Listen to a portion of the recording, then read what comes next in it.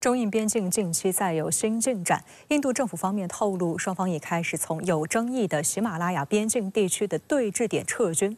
中国外交部发言人林健25号回应表示，根据中印近期就边境有关问题达成的解决方案，双方一线部队正在开展相关工作，目前进展顺利。印度发行量最大的英文报纸《印度教徒报》25号透露，中印两军自23号起在争议边境地区分批脱离接触，并开始拆除在这些地区设置的封锁设施。此举是按照本周达成的最新争议边界巡逻协议时间表进行的。As of Thursday night, nearly half the work has already been done. Once all tents and temporary structures are fully taken off, a joint verification process is set to begin. Well, this is a big update and a massive success. After 5 years of friction,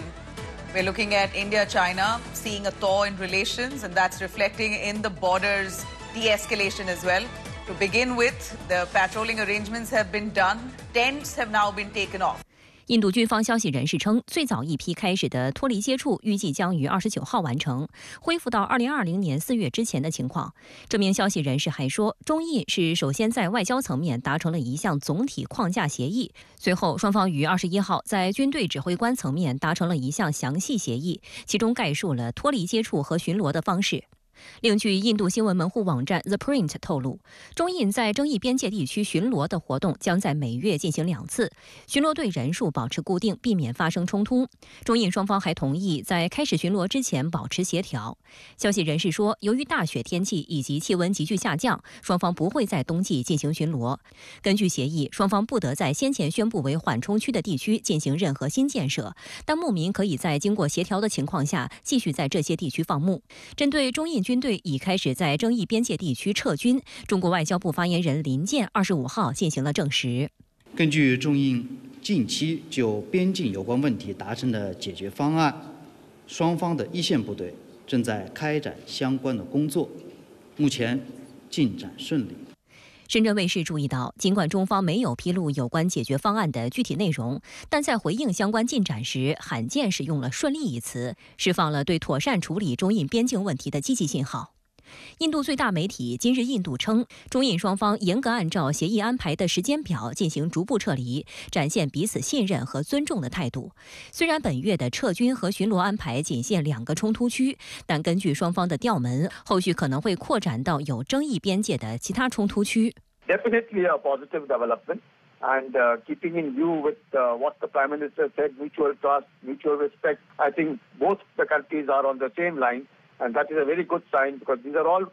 part of the confidence-building measures. These are all part of ensuring peace and tranquility along the LAC. This is all part of reducing the tension which existed all along. 需要指出的是，中印就边界问题达成解决方案，并非部分西方舆论所提到的那样突然。实际上，经过了艰苦而漫长的谈判过程。自2020年加勒万河谷冲突后，中印在边境开始对峙，两国关系也急转直下，经贸、人文交流受到波及。直到2023年8月南非金砖峰会后，中印同意开始边境地区谈判。之后，两国外交部在哈萨克斯坦商议边境问题，两军举行了连续5轮军事磋商，最终中印在今年9月达成了初步协议。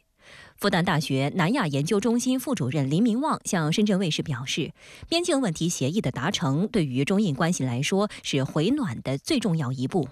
意味着两国关系这个发展的一个最大的现实障碍，或者说最紧要的一个障碍呢，实际上已经解除了因为过去4年呢，实际上是印度方面不停地强调，如果没有这个边境的问题的解决，中印关系就不可能正常化。所以印度过去一直设置了这么一个前提条件但现在呢，这个中印双方通过努力，把这个前提条件给搬掉了所以接下来对中印关系的发展而言呢，至少障碍减少了。观察指出，中印能够在此时打破僵局有一定必然性。从外部因素来看，印度近年来在对华战略中使用美国牌的边际效应在递减，相反风险却在不断上升。原本指望投靠美国阵营，利用好美国的印太战略，获得印度崛起的大好机遇，但反而因此牺牲了同俄罗斯、伊朗等传统友好国家的战略友谊，同时也没有获得美国盟友的广泛支持和认可。与加拿大撕破脸，也让印度看到西方的真面目。另外，为了向美国投诚而与中国在边境对峙，导致印度背上了巨大的军事负担。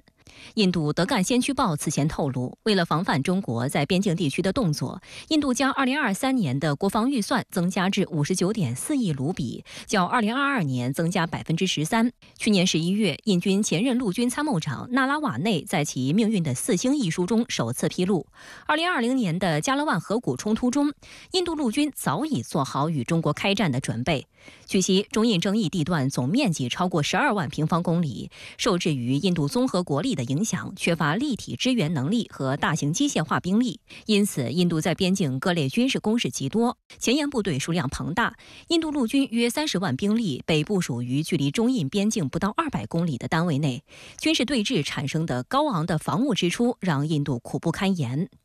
印度对华政策转向，一定程度也与印度国内对中国经济投资的依赖有关。自2020年以来，印度政府一直推动与中国经济脱钩，对中国企业诸多限制，包括限制中方人员签证等。但实际上，这样的做法导致印度企业在技术和生产上面临困境。今年以来，不少印度企业加大对莫迪政府的压力，要求放宽对中国投资和经贸往来的限制，而两国发展的真实需求也体现在两国贸易额的逆势增长上。去年中印双边贸易额增长1362.2亿美元，同比增长1.5%。而据印媒调查，光是去年1年就有超过一半的印度人表示购买了中国制造的产品。从大的形势来说呢，我想就是美国大选带来了很大的这个不确定性从印度方面角度来说，他要这个通过改善中印关系呢，来应对美国所带来的这种不确定性。从印度的内政来说呢，这个经过过去的4年多的这个中印关系的一些考验印度方面呢，也逐渐的更加理性更加的看清楚了这个中印关系对于印度而言的这个重要性所在包括打压中国企业等等很多措施都未必有用所以印度现在也逐渐回归了一个更加理性的这么一个状态。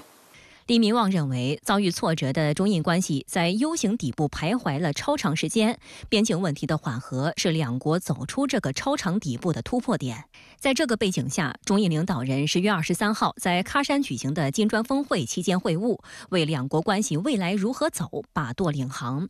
双方都同意从战略高度和长远角度看待和处理中印关系，不让具体分歧影响两国关系大局。接下来要发挥好两国边界问题特别代表会晤机制，两国外长和各层级官员开展对话，要在多边场合加强沟通和合作。